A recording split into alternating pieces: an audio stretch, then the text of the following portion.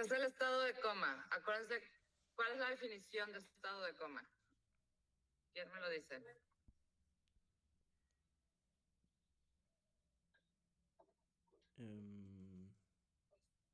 Como definición completa.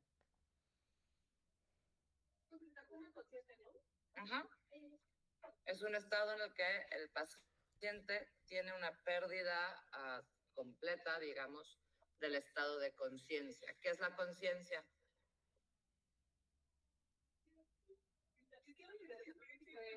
Estar consciente. ¿Y qué es estar consciente? ¿Tener conciencia? O sea, como estar como, por ejemplo, como lo describen, ¿no? De que el tiempo es en persona, de que digo que no te estás, cómo se llama, escuchar. Pues teniendo la presión. Es como, no sé. ¿Qué diferencia hay, por ejemplo, entre somnolencia, estupor, coma? Pues somnolencia es que está como adormido, o sea que el sistema está deprimido, pero no al grado de generar pérdida de conciencia, valga la pena.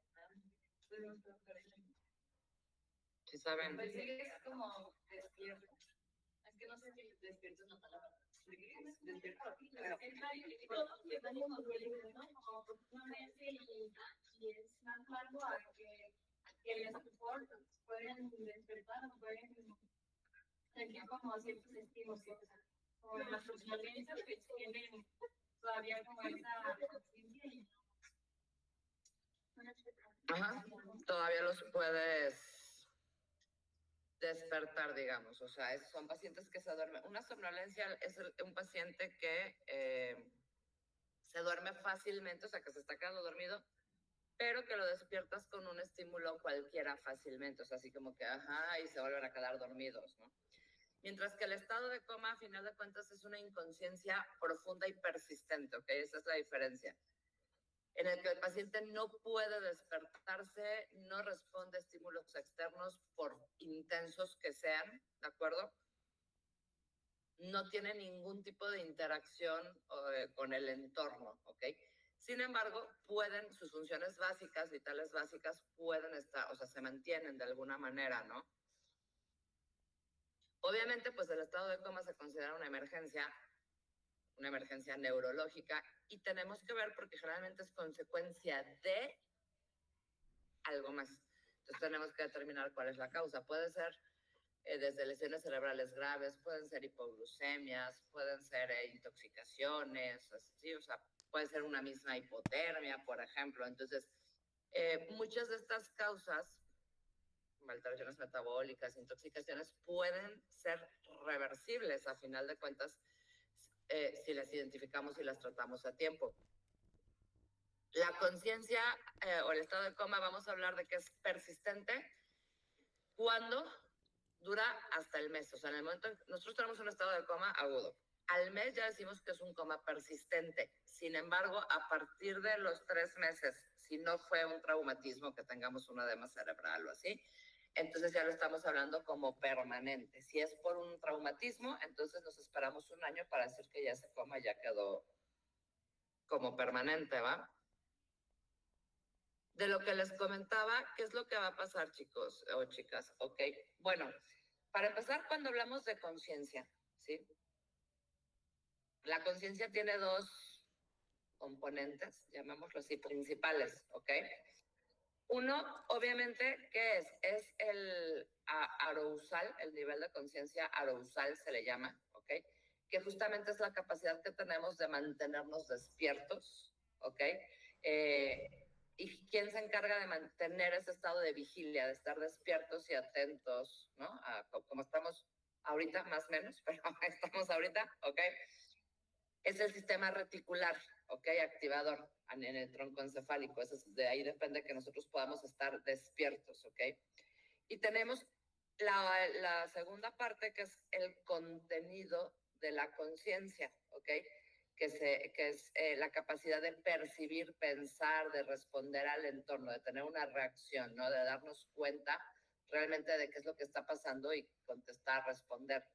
Esa parte está encargada la corteza cerebral, la corteza cerebral es la que se encarga de esa parte de la interacción con el medio, ¿no? De la capacidad. Entonces, ¿qué va a pasar si nosotros tenemos una alteración en el sistema reticular, es decir, a nivel del tronco encefálico? Vamos a estar somnolientos con incapacidad para mantenernos despiertos. Si el problema es en la corteza, entonces puedo estar despierto, pero no voy a interactuar, no voy a estar dándome cuenta, no voy a analizar qué es lo que está pasando o a dar una respuesta, ¿sí? Entonces, ¿qué pasa? Que nosotros tenemos que identificar, ¿sí? Un coma puede avanzar o tiende a avanzar, obviamente no es como que estoy así y de pronto de la nada caí en un coma, ¿no? O sea, no es brusco, sino que vamos a ir avanzando, cae en somnolencia, de ahí pasamos siguiente nivel obnubilado, estuporoso, y pues caemos el coma. Puede ser un avance, o sea, siempre va a progresar así, pero puede ser más rápido o más lento, ¿ok? Entonces, somnolencia, es lo que les digo, el paciente se duerme fácilmente, se está quedando dormido todo el tiempo, pero se puede despertar fácilmente con estímulos, ¿ok? Órdenes sencillas, hablándole, tocándole, así como, sí, igual me vuelvo a dormir, ¿no? Cuando ya hablamos del que el paciente está en obnubilación, es que ya disminuye su estado de alerta y de atención. Se despierta con estímulos ya más intensos, necesita ya un estímulo, un movimiento más fuerte, un grito, ¿ok? Con estímulos dolorosos, pero se despierta y en cuanto lo dejas de mover, así vuelve a caer. O sea, el somnoliento se despierta así como con ratito, sí, puede mantener una conversación contigo y ya después se va así, pero como que, pues como cuando vienen de posguardia, cuando ya no damos una, ¿no? Estamos... El estuporoso no, ya es lo despierto, así con un estímulo doloroso, así como que quito el estímulo y se vuelve, o sea, ya no hay esa interacción o ese mantenimiento, ¿va? Después, el coma, pues ya obviamente ya no hay ausencia, o sea, ya ausencia, ya ni con estímulos dolorosos ni con nada, entonces volvemos de somnoliento, pasamos a obnubilado, donde me estoy despierto, pero así como que, ¿qué pasó? ¿Qué me dijiste? ¿No? De ahí pasamos ya al estupor, que solamente estímulos dolorosos y vuelve a caer en ausencia, y el coma, ¿de acuerdo? Ahora, tenemos que diferenciar un coma de ciertas... los diagnósticos diferenciales. Estos que están aquí son los diagnósticos diferenciales, ¿ok?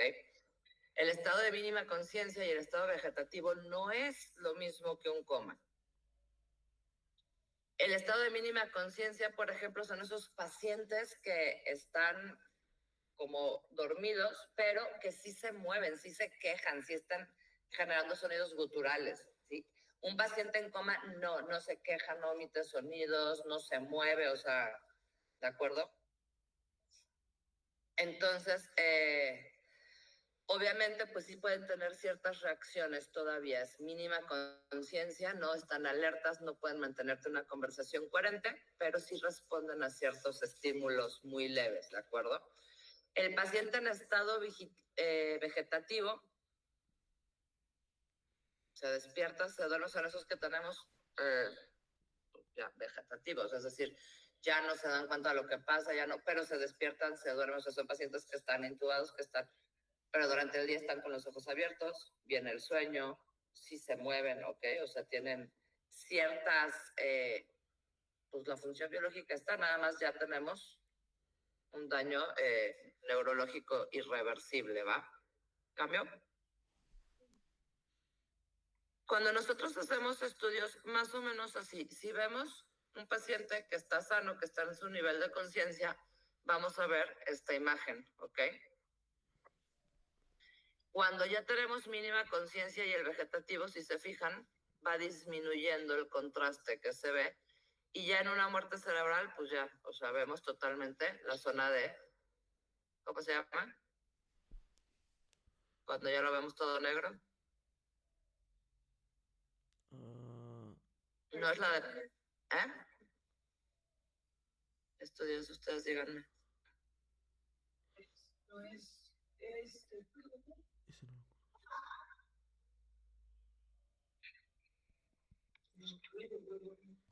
Estamos poniendo, ¿qué es?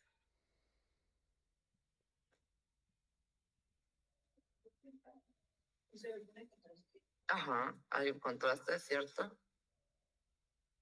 No, no hay contraste en esta, perdón. Aquí no hay contraste. De la función cerebral, o sea, Ajá. porque los estímulos cuando está, pues, o sea, que ya no hay estímulos porque ya está como que actividad puede hacer. Sí, aquí no es medio de contraste, es la actividad, es el calor o la actividad que generan. En el caso de la última, pero ¿cómo se llama ese estudio? Investíguenlo. No. ¿Ah? Sí. Ok. Entonces vamos viendo cómo se ve la diferencia. Un cerebro que está activo, cuya función neurológica va a generar precisamente toda esta gama de colores, porque todo el cerebro está funcionando. Y así va a ir disminuyendo. Obviamente, si estamos en mínima conciencia, todavía es reversible. Ya de que caemos al vegetativo, pues ya es el permanente, o sea, y pues ya la muerte cerebral, pues ya, ¿no? Ahora, ¿qué es importante? La etiología.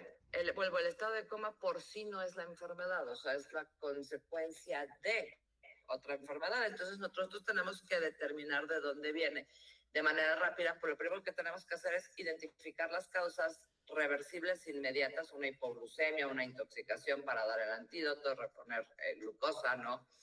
Detectar lesiones neurológicas graves, hemorragias intracraneales, traumatismos, edemas cerebrales, e iniciar un manejo lo más rápido que se pueda. Obviamente, ¿qué vamos a buscar? Proteger vía aérea y función cerebral. Entonces, obviamente, pues tenemos que hacer una evaluación completa, sistemática, para identificar la causa y pues poder iniciar el tratamiento. Aquí, ¿qué es lo que va a estar? ¿Se acuerdan que yo les manejaba del estado de conciencia, ¿no? Que tenemos uno que es por el sistema reticular ascendente, que les dije que está en el tronco encefálico, ¿ok?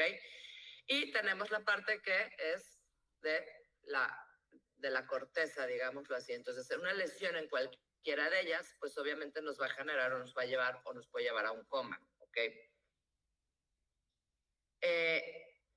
Esto es lo que ya les había mencionado, ¿no? El ARAS, que es el sistema, pues es el que nos mantiene despiertos, el estado de alerta, que nos permite estar despiertos, ¿ok? Si hay un daño, pues obviamente no vamos a perder esa capacidad de vigilia. Y si nos vamos a hemisferios cerebrales a nivel corteza, entonces lo que voy a perder es la capacidad de conectarme, entender, analizar, pensar, ¿sí? La etiología entonces puede ser por un problema estructural, puede ser por un problema metabólico, puede ser por una intoxicación, ¿ok? O por incluso una infección, ¿ok? ¿Qué es lo que va a pasar aquí? Obviamente, pues cualquiera de ellas va a alterar los sustratos, glucosa, oxígeno, los nutrientes del cerebro y obviamente, pues la función de las neuronas. Causas estructurales, obviamente, una hemorragia intracraneal, una hemorragia ya sea subaracnoidea, ¿no? Infartos cerebrales, un EBC masivo, tumores cerebrales, traumatismos cráneoencefálicos que generen un edema por traumatismo, digamos, ¿ok? Hidrocefalias, por ejemplo, todas esas son estructurales. El problema es directamente a nivel del cerebro. Podemos tener las metabólicas. Ya les había dicho yo, tenemos la hipoglucemia, una hiperglucemia en menos, pero también nos puede llevar a un coma hiperglucémico, ¿ok? Una hiponatremia, una hipernatremia, insuficiencias hepáticas, por ejemplo, insuficiencias renales por la acumulación precisamente de todos los productos azoados, ¿no? Urea, creatinina, y obviamente la hipoxia.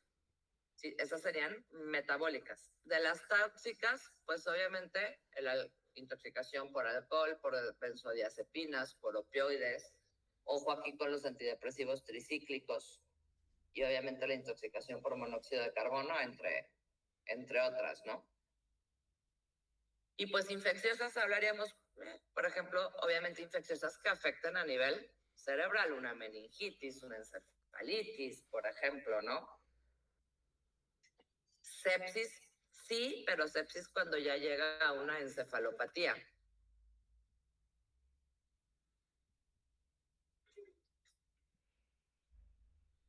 Y obviamente, pues también el estado epiléptico, ojo, estado epiléptico, no una convulsión. ¿Qué es el estado epiléptico? Cuando hay no, pero más bien es como diferentes crisis convulsivas a la epilepsia, ¿no? Porque ajá, la epilepsia es un estado más prolongado de una convulsión, es como una manifestación, un ciclo, por así decirlo, y la epilepsia es como la enfermedad más de las... Donde ya hay un daño estructural que va a estar causando y que hay que tratar. Y el estado epiléptico es no convulsivo, es cuando el paciente no está generando la convulsión, pero normalmente los epilépticos inclusive tienen una convulsión, se recuperan y en N tiempo, horas, días, semanas, meses, tienen otra convulsión. Hablamos que un paciente está en estado epiléptico cuando no se alcanza a recuperar entre convulsiones. Es decir, no hay una recuperación y llegó la otra. Y todavía no se recupera y viene. Entonces, esa no recuperación, y obviamente al no estarse recuperando, pues me va a llevar, si no lo controlo, a un coma, a un daño cerebral, ¿va?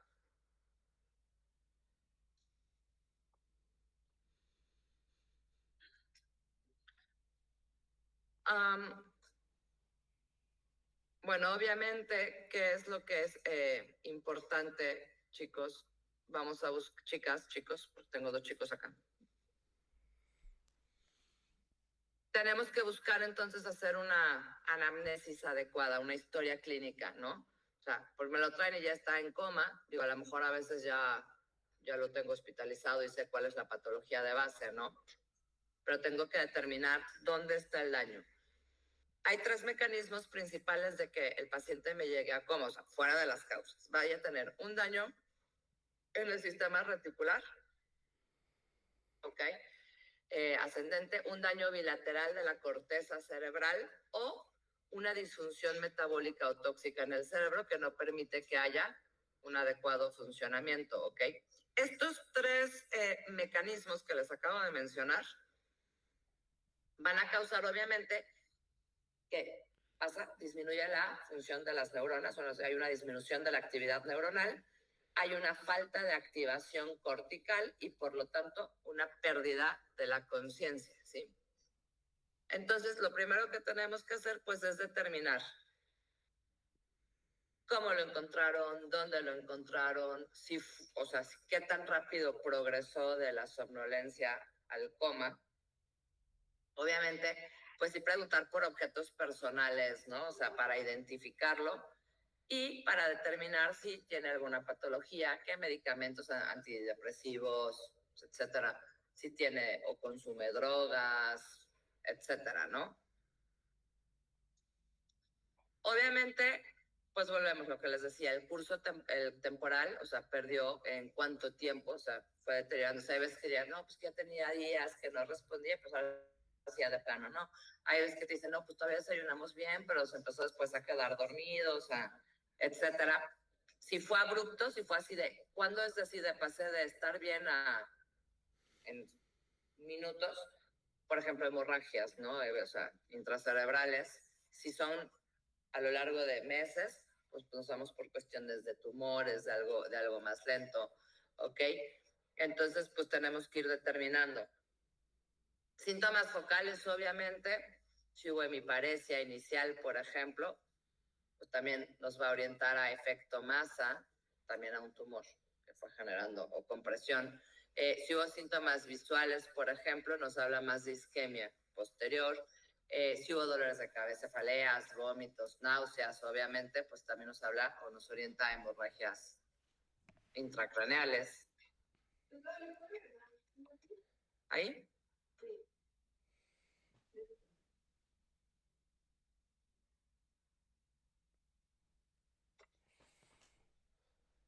Enfermedades recientes, si ya ha tomado, ¿no? O sea, si ya vimos hepatopatías, si es diabético, si usa insulina, muchas veces recién diagnosticados con diabetes, abusan del fármaco y pues caen en comas hipoglucémicos.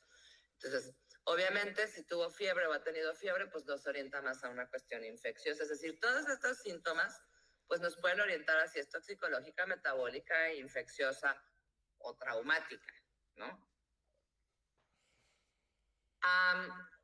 Obviamente, ¿qué explorarían en el examen, digamos, en el examen físico? ¿Qué es lo que harían ustedes de exploración? Pares craneales, ¿qué más? El Glasgow, que es la escala más importante para el nivel de conciencia, ¿ok? Pero pues siempre empezamos por signos vitales, ¿no? ¿Estamos de acuerdo? Sí. Obviamente, pues vamos a buscar presión arterial, frecuencia cardíaca, temperatura, porque yo les dije que la hipotermia también es una causa de coma, ¿ok? Entonces, obviamente, pues empezamos por signos vitales, ahora sí nos vamos a craneales para ver si hay alguna anisocoria, etcétera, ¿no? Y pues si hay datos de infección, insuficiencia cardíaca, vamos a solicitar estudios, ¿estamos de acuerdo?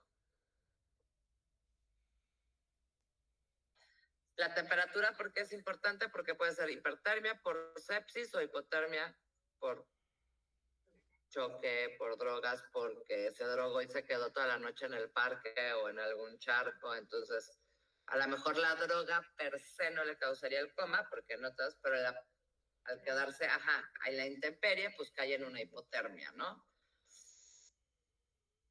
Obviamente, pues vamos a explorar si tiene hematomas, ojos de mapache, los famosos ojos de mapache, si hay sitios de punción, para determinar si hubo un traumatismo. ¿Por qué? Porque pues muchas veces lo encuentran y no saben si lo golpearon, si se cayó, ¿no? Sí. Acuérdense que estos pacientes a veces pueden tener traumatismos secundarios a la pérdida de conciencia o pérdida de conciencia secundaria al traumatismo. Entonces tenemos que determinar, ¿no? Obviamente, ¿qué va a pasar? Acuérdense que estos síntomas, los dos de las fotos, ¿ok? Nos están hablando principalmente de fractura de base.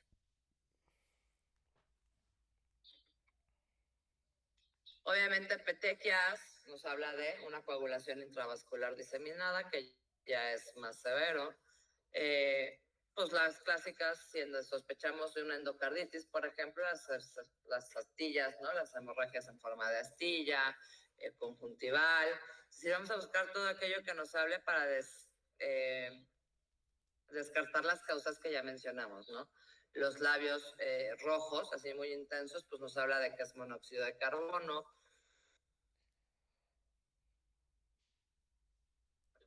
El examen neurológico, ¿qué examen? ¿Qué hacen? ¿Qué es lo que buscarían en un paciente comatoso?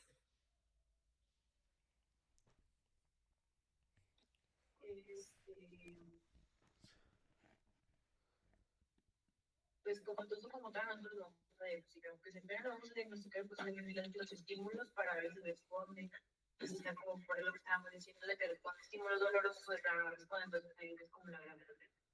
Para ver si realmente es coma o mínima conciencia. La evaluación neurológica de un paciente que sospechamos que está en coma, obviamente para primero pues, determinar si es coma, ¿qué vamos a hacer? Primero, pues lo primero que buscamos es cuantificar lo que dices, nivel de conciencia, ¿no? ¿Respondes, no respondes? ¿Con qué estímulos respondes? Obviamente, en la segunda objetivo, o sea, es 3 objetivos con el examen neurológico. Cuantificar nivel de conciencia es el primero. Determinar si la lesión es estructural, es metabólica, o sea, de qué tipo de lesión, ¿sí? Estructural o metabólica. Y pues obviamente ya como tercer punto, también muy importante, pues dónde está la lesión, el sitio de lesión en el sistema nervioso, es en la corteza, es en el sistema reticular, ¿no? Y obviamente aquí, fuera de todo lo que podrían ser pares craneales, pues no puedo valorarlos todos perfectos, pero ¿cuáles son lo más importante que vamos a aplicar? Glasgow, la exploración pupilar y evaluación de reflejos, sobre todo de tallo cerebral, ¿va? Glasgow, pues ya se la saben perfectamente. Vamos a ver. Pues es ocular, verbal y motor. Ocular, verbal y motor. Ahí tenemos, ¿cuánto puntaje nos da? 4, 5, 15. 15. Ok. ¿Sí? Entonces, obviamente, bueno, ya sabemos, ¿no? Estimulación somatosensorial, ruidos fuertes, el nervio supraorbitario, justamente aquí, porque genera, digo, hay que presionar fuerte, pero sí genera dolor y pacientes que están en estado de mínima conciencia o así, a veces ahí responden o ya sabemos, ¿no? A nivel torácico. Si el paciente abre los ojos, se queja, aunque sea, ay, no, se mueve poquito, no está en coma. Ya, o sea, buscamos, nos vamos por otro lado, ¿va? Escala de Glasgow, ¿cuándo intubamos? Menor a 8. La escala de Four. ¿Cuál es la escala de Four?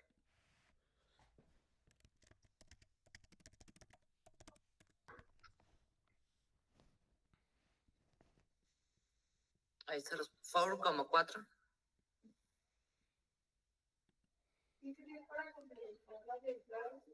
Ajá.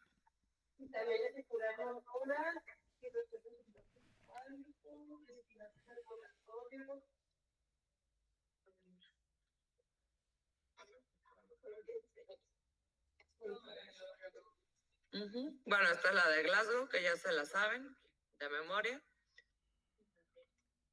Y esta es la escala de Four, ¿ok? Que justamente también vamos a buscar la ocular, la motora, los reflejos, que si se fijan, esa no lo buscamos propiamente en Glasgow, y vamos a ver la respiración, ¿ok? También vamos a tener 4, 3, 2, 1 y 0 puntos dependiendo de lo que encontremos, ¿ok? ¿Para qué nos ayuda entonces la escala de Four? Pues es que, por ejemplo, como mencionaba, es como complementario del Glasgow. Por ejemplo, el Glasgow no te mide la respiración. O sea, no es como que el situado, o sea, como que a nivel respiratorio no es. Efectivamente, es un complemento, nunca un sustituto de Glasgow. La ventaja que tiene es que con esta podemos evaluar la función del tronco encefálico, cosa que no hace Glasgow, ¿ok? Podemos detectar el síndrome de enclaustramiento. ¿Cuál es el síndrome de enclaustramiento?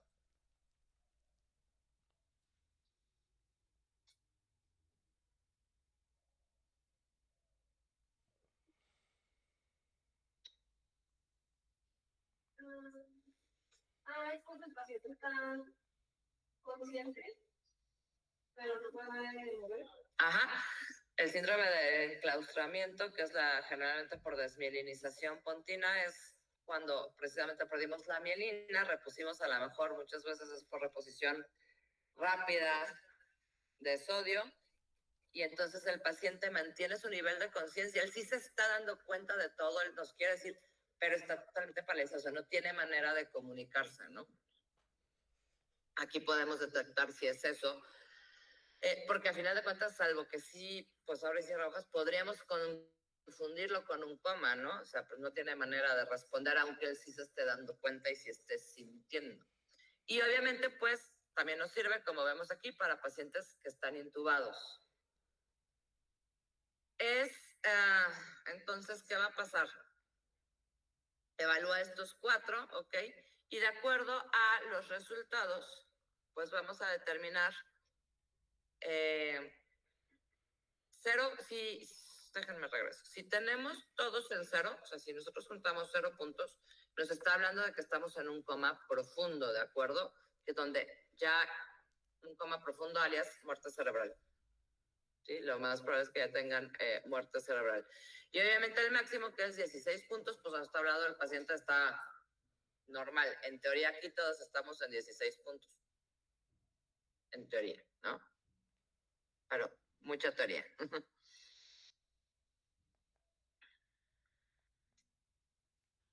Obviamente, ¿qué va a pasar? Si nosotros, en cuestión, por ejemplo, de los reflejos, pues vamos a hablar de daño de mesencéfalo, de daño de puente, de daño del bulbo raquídeo, por ejemplo, ¿no? Es decir, si nosotros tenemos, ¿cuáles son los reflejos que vemos? Que buscamos. El pupilar. Pupilar, Ah, corneal, ahí corneal. están todos. Y el tusígeno, ¿cierto? Oxígeno, sí. Ay, le completo, si están ahí. Si nosotros tenemos, por ejemplo, un 2, que sería nada más me falta los las pupilas, ¿no? A un pupilar. Esto que tengo un daño de mesencéfalo. Si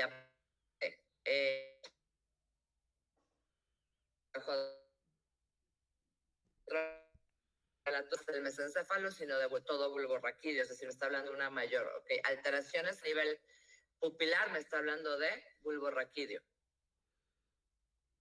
Los patrones respiratorios, pues obviamente también nos va a identificar lesiones del tronco, porque ¿quién se encarga de la respiración? El tronco. ¿Qué podemos encontrar? Respiración normal, la de Cheyenne-Stokes, respiración irregular, apnea total, ¿no? Si encontramos respiración de Cheyenne-Stokes, nos está hablando de una lesión cortical o del diencéfalo, ¿ok? Una respiración irregular nos está hablando de que el problema es a nivel del tronco cerebral. Y obviamente ya si estamos apnea, pues ya el bulbo ya valió.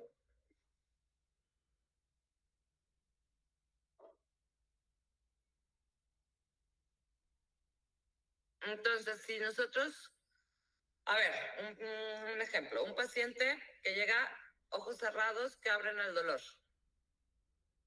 una flexión al dolor, pupilas reactivas y respiración irregular, ¿qué valor le darían en las escalas?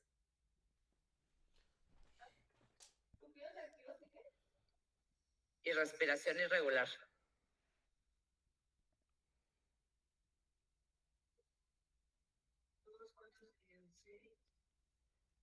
Respuesta al dolor. Sí, flexión al dolor.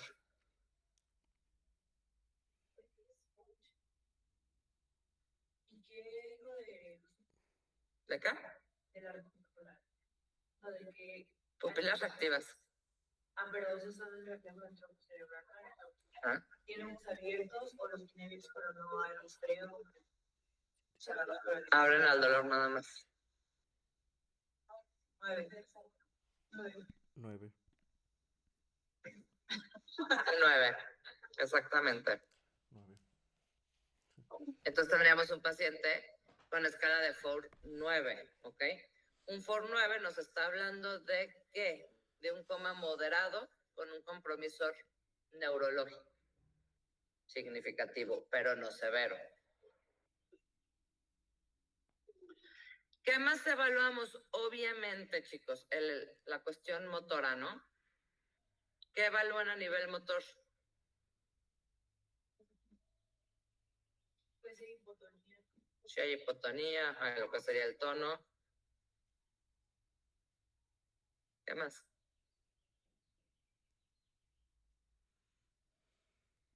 Pues también se puede medir rigidez. Si hay rigidez, es importante, claro. El tema de, por ejemplo, en la escala de Glasgow, si hay decorticación o Uh-huh. ¿Qué más?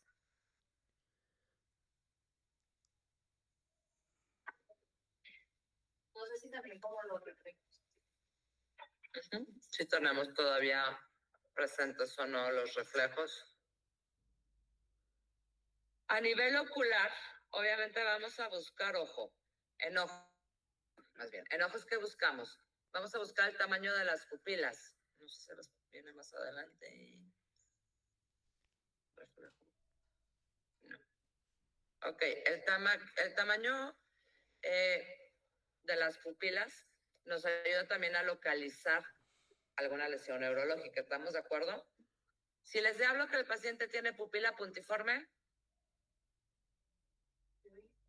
opioides. Ahí nos está hablando de intoxicación por opioides. Si las pupilas están midriáticas, pero de manera bilateral, ¿de qué nos habla? ¿O en qué pensamos? ¿Midriáticas? Midriáticas bilaterales. Midriasis. Pues sí. Pues sí puede ser exacto. Puede ser, es algo que nos está llevando a una hipoxia cerebral. Sí, la midriasis es cuando generalmente un paciente cuando ya está cayendo en hipoxia o cuando ya incluso fallecen, las pupilas se dilatan, ¿ok? Entonces nos está hablando que ya está severo cuando está recibiendo. Si tengo una pupila midriática unilateral, es decir, una anisocoria, y la otra está normal, estaríamos ante una hernia uncal, un guialo, ¿sí? Hay una hernia cerebral. Y si tengo unas pupilas normales, digamos, pero fijas, es decir, que no responden a la luz, estamos ante un daño ya a nivel del mesencéfalo. Entonces, por eso les digo que el tamaño pupilar pues nos va a ayudar a ver o a identificar más o menos, ¿no? Entonces, después vamos a valorar también lo que es la respuesta pupilar, ¿no? Si es una miosis,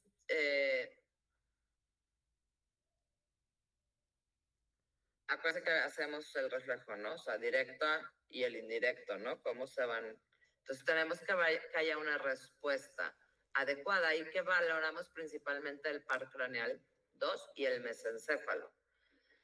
Entonces, cuando nosotros no tenemos una respuesta a la luz, estamos hablando de mesencéfalo si es bilateral. Si es una sola pupila, entonces voy a pensar en ¿qué nervio? En el nervio óptico. ¿Ok? ¿Unilateral óptico? Ajá.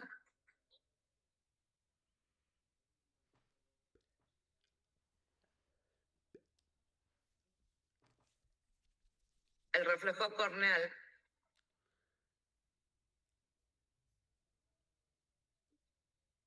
acá, el reflejo pupilar, esto es lo que les decía, ¿ok? En la imagen superior de allá, pues vemos cómo pues, están las dos puntiformes, las dos midriáticas, ¿ok? O sea, las primeras son las normales, luego las midriáticas, las puntiformes, y la midriasis extrema, que sería la de abajo, ya es cuando el paciente, pues es como vemos los ojos de un paciente que ya...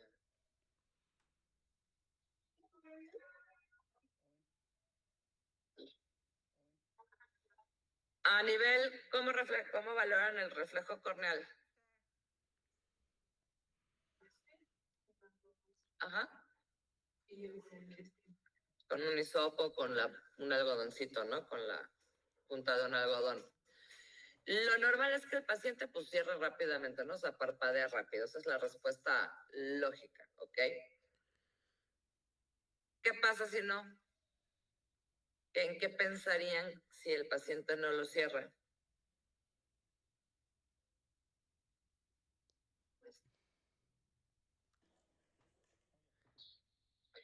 Aquí hay dos nervios relacionados, ¿sí? La vía que es aferente y eferente.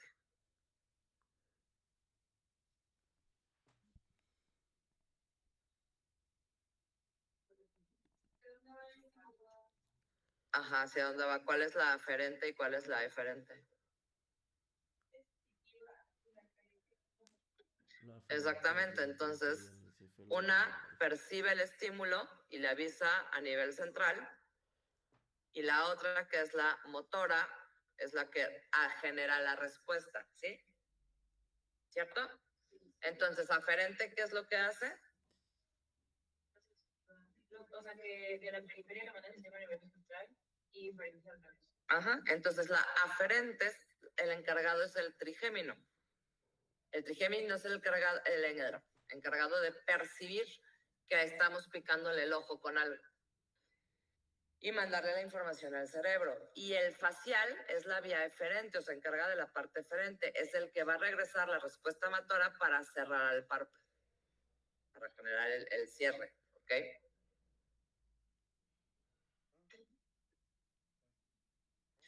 Luego tenemos también lo que es el reflejo ocular. O sea, aferente es digestivo. Y eferente Facial.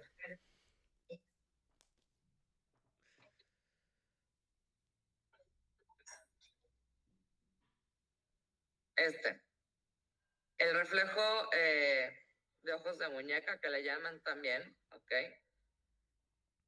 ¿Qué es lo que va a pasar? El reflejo oculocefálico, que es el reflejo de ojos de muñeca. ¿Cuándo vamos a buscar encontrar este signo de los ojos? ¿Cómo son los ojos de muñeca? Que se te puede ir un ojo normal o que no, o sea, si me giras, o sea, si yo te estoy viendo a ti, yo puedo girar, o sea, ¿no? Mi vista puede ir y acá no, ¿no? O sea, los ojos van siguen la cabeza de la muñeca, no pueden, ¿no? O sea, se van. Entonces, ¿qué va a pasar normalmente? ¿Cómo lo hacemos? Ponemos al paciente y le giro la cabeza de manera rápida hacia un lado, ¿ok? Normalmente, si yo hago esto, ¿qué es lo que hace? Mis ojos, o sea, tienden a quedarse hacia donde yo estaba viendo. No es como que, o sea, se queden fijos como una muñeca que no, ¿no? ¿Qué pasa? Que también nos habla del tronco encefálico. Cuando los ojos se mueven junto con la cabeza, es decir, nos habla de que el problema está a nivel del tronco encefálico. Luego tenemos, y se fijan ahí también, ponemos en la parte de abajo, ¿ok?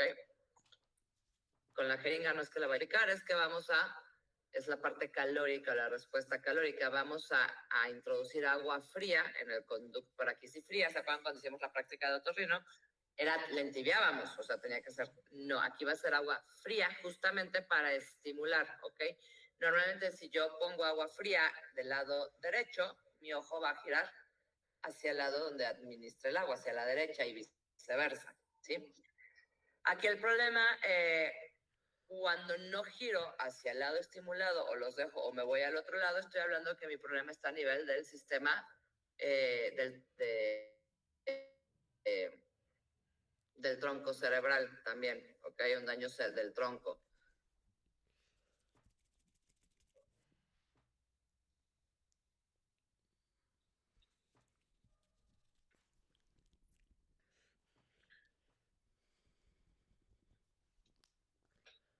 Obviamente, pues lesiones del tronco ya más severas, digo, eso es cuando es una lesión leve, ya pues cuando tenemos una descerebración, pues ya encontramos las posturas, pero el que no esté descerebrado no quiere decir que no esté con una lesión, entonces por eso tenemos que buscar, porque pues también vamos avanzando, ¿va? La postura de descerebración ya se la saben, o podemos encontrarnos un paciente con cuadriparesia también. Tenemos, antes de llegar a eso, el reflejo nauseoso también lo tenemos que valorar. Sí, es muy importante. Exactamente. ¿Quién llegó? Exactamente. Entonces es bien importante porque obviamente aquí además pues también nos va a determinar si tenemos que no intubar y eso y buscar la triada de Cushing. Tenemos, ojo, ¿cuáles son los patrones respiratorios? Hace rato hablábamos del patrón respiratorio, ¿no? Tenemos la de Cheyne-Stokes. ¿Cómo identifican o qué es hablar de Cheyne-Stokes? Una respiración de Cheyne-Stokes, ¿cómo es?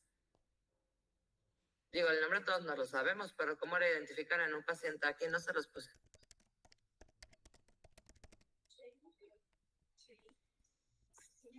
Sus ciclos de respiración que aumentan y disminuyen de manera progresiva, o sea, en cuestión de profundidad y frecuencia.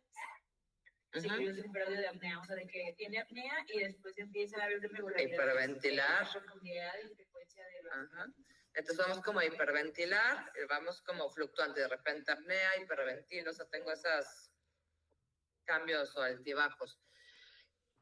¿Qué es lo que va a pasar aquí? El problema es que tenemos una alteración a nivel del centro respiratorio, obviamente, por una disfunción bilateral cortical o del diencéfalo, a nivel del diencéfalo, ¿ok? Entonces, ¿de qué nos puede orientar o qué deberíamos de pensar? De lo más común, digo, hay más cosas, ¿no? Pero obviamente una lesión cerebral bilateral, una insuficiencia cardíaca por una hipoxia, o sea, que ya está llevando a hipoxia, y obviamente pues encefalopatías metabólicas, ¿no?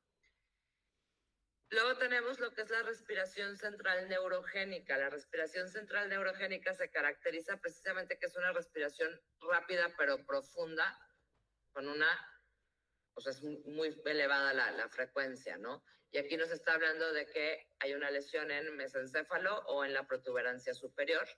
Generalmente lo encontramos en traumatismos o en hemorragias intracraneales. La apneica, respiración con apnea, pues obviamente inspiración profunda prolongada, después una pausa respiratoria, que es la parte de la apnea, ¿no? Y luego una expiración corta. Aquí el problema es la protuberancia inferior, la parte inferior de la protuberancia. Luego tenemos la respiración que se llama de Biot, ¿ok? O también conocida como atáxica.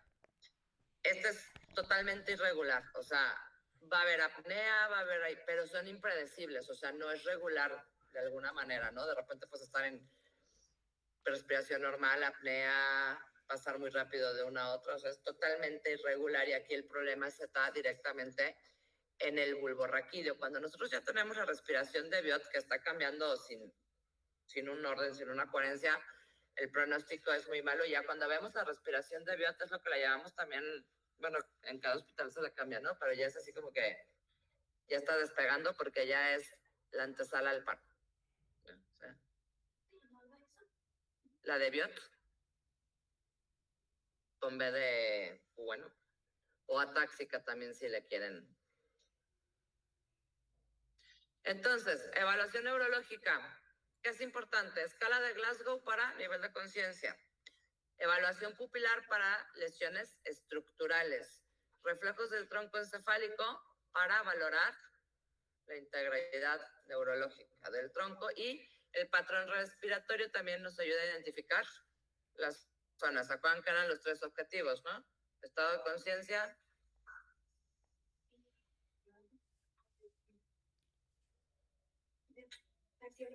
y la etiología, ¿ok?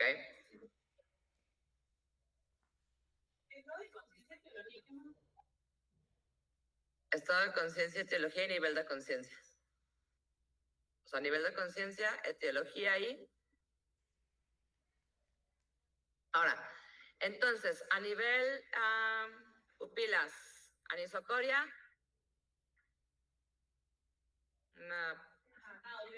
¿qué piensan? Hernia. Pupilas puntiformes, opioides. Ajá. Y generalmente los opioides atacan al puente de manera reversible, afortunadamente con antídoto, naloxona.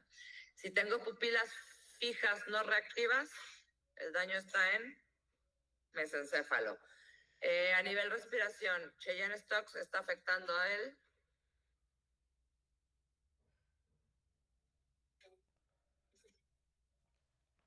El bulbo. Cheyenne-Stokes, que está afectado. ¿Eh? Bulbo. No. La corteza bilateral. Ah, Respiración atáxica si es el bulbo.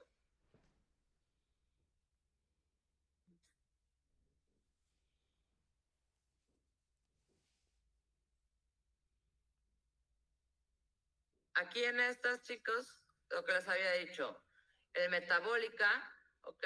Generalmente hiperglucemia, hipoglucemias, ¿ok? Vamos a tener el tono muscular disminuido, ¿ok? Casi todos, pues los déficits neurológicos tienden a ser simétricos, excepto en hiperglucemias que sí se lateralizan. Tenemos los tóxicos, pues por diversas drogas, la más común es por opioides, ¿ok? Pero obviamente pues son antecedentes, las pupilas puntiformes, etc. Sí, diagnósticos diferenciales, ya habíamos mencionado algunos, tenemos que, es importante que diferenciemos el verdadero coma de otras situaciones, ¿sí? El verdadero coma se va a caracterizar por ausencia de vigilia, o no hay estado de vigilia, hay ausencia del estado de conciencia, no hay respuesta voluntaria a estímulos, tenemos los ojos cerrados y no hay ninguna interacción con el entorno, ¿ok?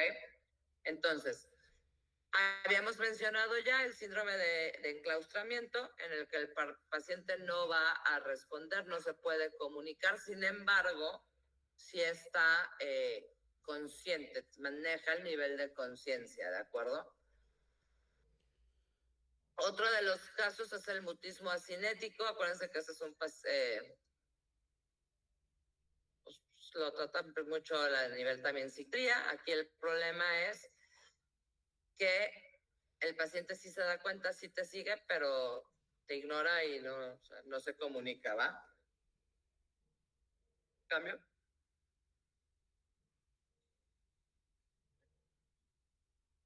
La falta de respuesta psicógena, ok, aquí también son cuestiones psiquiátricas en las que los pacientes se aíslan, ¿no? Tienen como esas crisis de ausencia, digamos, pero eventualmente salen, o sea, es decir, no, su estado de conciencia pues está, ¿no? Y sí puede responder. ¿Qué otros hay, chicos, que habíamos mencionado?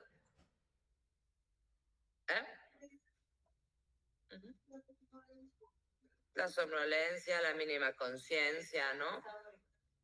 Entonces, para ver si el paciente tiene ciclo sueño-vigilia, que dijimos que es uno de lo que nos va a identificar el paciente comatoso no lo tiene, pues obviamente es que en algún punto abre los ojos y de repente ya se queda dormido y lo cierra, es decir, no se comunica, no interactúa, pero lo abre, ¿ok?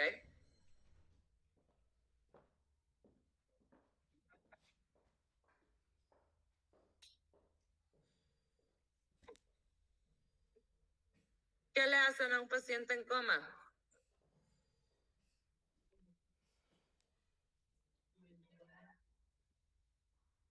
¿Lo intuban siempre? ¿Cómo lo abordamos? Primero tenemos que buscar la causa, ¿no? A ver si es reversible. Primero estabilizar. Primero nos vamos a ir, como siempre, por el ABC, ¿no? Ok, ¿qué hacen en la paciente en coma? ¿En la A, pues ver diaria, o sea, ver si está permeable. Ajá. También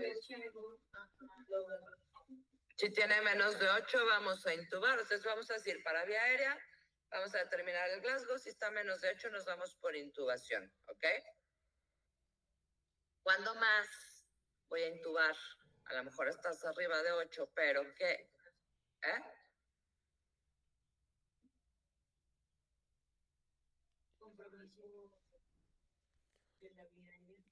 Ajá, una insuficiencia respiratoria. Si yo ya veo, hay 3 motivos. Glasgow menor de 8. Pérdida del reflejo nauseoso. Si el paciente ya no tiene reflejo nauseoso, quiere decir que no puede, ya es incapaz de proteger su vía aérea, porque va a haber una broncoaspiración, se le va a ir la saliva y entonces pérdida de reflejo nauseoso y obviamente insuficiencia respiratoria, ¿no? Cuando ya vemos que está con tiraje, uso de músculos o accesorios, pues ya tenemos que intubar y acuérdense que pues ahí vamos a utilizar la secuencia de intubación rápida, ¿no? Para lo que es la respiración, obviamente ahí sí vamos a aplicar oxígeno. La indicación, chicos, de oxígeno va a ser, obviamente, mande Lalo. No sé si todavía está compartiendo pantalla, pero ya no se ve. Ah, no, ya no. ¿Ah, no? Ya nomás estamos viendo. Ok, perfecto. Ok, el oxígeno aquí sí lo vamos a administrar al 100%. Y vamos a determinar si lo administramos por tubo, que ya sería con ventilación mecánica, ¿no? O si no requiere intubación, pues entonces lo ponemos con mascarilla con reservorio. si el paciente no necesita todavía intubación, ¿ok? Porque es muy importante esto, aquí no nos vamos a basar nada más en menos de 90, digo, en otros pacientes sí sabemos que abajo de 90 pues tenemos que poner oxígeno y si no, no. Aquí necesitamos que aumentar. Acuérdense que uno de los objetivos es mantener o preservar la función cerebral y esa la voy a mantener asegurando un adecuado flujo de oxígeno, ¿de acuerdo? Por eso es que siempre es, si vamos a poner mascarillas con reservorio para asegurar una mayor perfusión o un mayor aprovechamiento, digamos, ¿ok? Acuérdense que el cerebro es bien sensible a las hipoxias, entonces aquí no puedo arriesgarme a que, se bajó tantito, ¿no? Entonces aquí sí o sí lo vamos a poner, ¿de acuerdo? En circulación, pues obviamente, acceso venoso, vamos a administrar líquidos. ¿Qué líquidos administramos? Soluciones cristaloides, principalmente lo que es la salina, al 9%. ¿Cómo la administramos? Como es una emergencia, vamos a poner solución salina en bolo de 500 a 1000 a 1 litro, pues intravenosa. Y vamos a repetir los bolos según el estado hemodinámico. Si el paciente ya no está hipotenso, pues entonces ya lo dejo para vena permeable. Mientras el paciente sigue hipotenso, pues lo sigo pasando en bolo hasta estabilizarlo. ¿De acuerdo? Aquí no nos detenemos al cálculo detallado. Primero tenemos que sacarlo antes de que aparte se nos choque. ¿De acuerdo? Aquí lo importante es que tengamos una adecuada expansión del volumen intravascular para mejorar el flujo sanguíneo a nivel cerebral. Entonces, y la D aquí, pues obviamente, es la D. Lo neurológico, efectivamente. En un paciente que ya detectamos, ya diagnosticamos que si está en coma, usamos lo que se llama el coma cóctel. ¿Lo han escuchado? Coma cóctel o cóctel de coma, ¿no? Ok, es como que a nivel urgencias es lo primero que tenemos que pasar sí o sí porque son las principales causas reversibles. No tenemos tiempo de aquí a que yo mando estudios para ver si, no, si por aquello, ¿no? Entonces, el coma cóctel va a abarcar las principales causas reversibles de, exactamente. Hipoglucemia es una, entonces vamos a poner dextrosa al 50%, ¿ok? La dosis es, bueno, nos dicen que 25 gramos, acuérdense que para poner 25 gramos necesito 50 mililitros de solución glucosada al 50%, ¿ok? En bolo. Lo que vamos a hacer es un aumento rápido de la glucosa y al aumentar la glicemia momentáneamente, si estaba hipoglucémico, pues le mejoro. Y si no, al darle digamos que le estamos dando un shot de glucosa a las neuronas. Entonces, ¿qué va a hacer? Vamos a aumentar su sustrato energético y mejorar su función. ¿De acuerdo? Y volvemos. La hipoglucemia es una de las causas más comunes que nos vamos a encontrar de comas, ¿no? ¿Qué más vamos a agregar en este cóctel? Tiamina, que es la vitamina B1. ¿Sí? ¿Para qué me sirve esa? Pues cuando no es a nivel fisiológico, la incidencia de Nos va a dar un síndrome o una encefalopatía de Wernicke. O sea, la deficiencia. Acuérdense que la vitamina es uno de los cofactores del ciclo de Krebs para el metabolismo de la glucosa. Entonces, si nosotros estamos con una hipoxia y entonces una vitamina, administrar la vitamina B1, lo que va a hacer es que si el paciente causa alcoholismo, Wernicke, entonces si es por intoxicación alcohólica, por alcoholismo crónico, evito o prevengo la encefalía de Wernicke y contrarresto, ¿de acuerdo? Y es importante que siempre la tiamina se administra con glucosa. Entonces, dentro de mi bolo de glucosada voy a ir con mi tiamina y vamos a administrarla de 100 miligramos, ¿ok?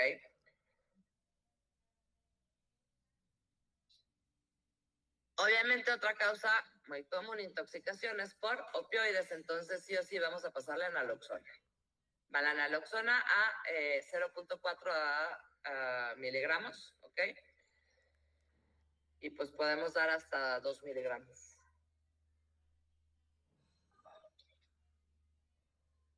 Esos tres, ¿ok? Ya dijimos glucosa, tiamina y naloxona van en el cóctel de ley, ¿sí? El cóctel de coma. Ahora, también, si nosotros sospechamos que hay hipertensión intracraneal, pues entonces vamos a administrar en ese mismo cóctel, vamos a poner manitol, ¿ok? Ojo, ¿se acuerdan? ¿Se fijan? Les dije, sospechamos, no les dije confirmamos. En sospecha de hipertensión, agregamos manitol, ¿de acuerdo? ¿Cuál es la dosis de manitol? De 0.25 a 1 gramo por kilo de peso y se va a pasar en bolo. Acuérdense que el manitol es un diurético osmótico, entonces, ¿qué es lo que va a hacer? Que al aumentar la osmolaridad va a sacar agua a nivel cerebral, entonces, pues me reduce